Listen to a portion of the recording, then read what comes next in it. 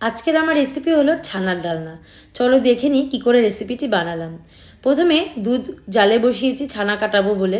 ছানা বানানোর জন্য আমি ইউজ করেছি ক্যালসিয়াম ল্যাকটেট এই পাউডারটি। গরম দুধের মধ্যে পাউডারটি দিয়ে ছানা বানিয়ে নিয়েছি। ছানাটাকে ভালো করে ঠান্ডা জলে ধুয়েও নিয়েছি।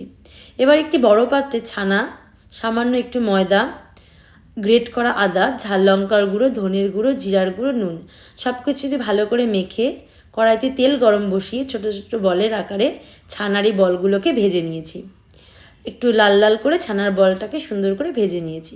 এবার ওই গরম তেলের মধ্যে জিরে, শুকনো লঙ্কা, তেজপাতা ফোড়ন দিয়ে দিলাম আদা, কাঁচা লঙ্কা, টমেটোর পেস্ট, সঙ্গে দিলাম জিরার গুঁড়ো, ধনের গুঁড়ো, ঝাল লঙ্কার গুঁড়ো, কাশ্মীরি লঙ্কার গুঁড়ো, হলুদ, নুন এবং একটু মিষ্টি।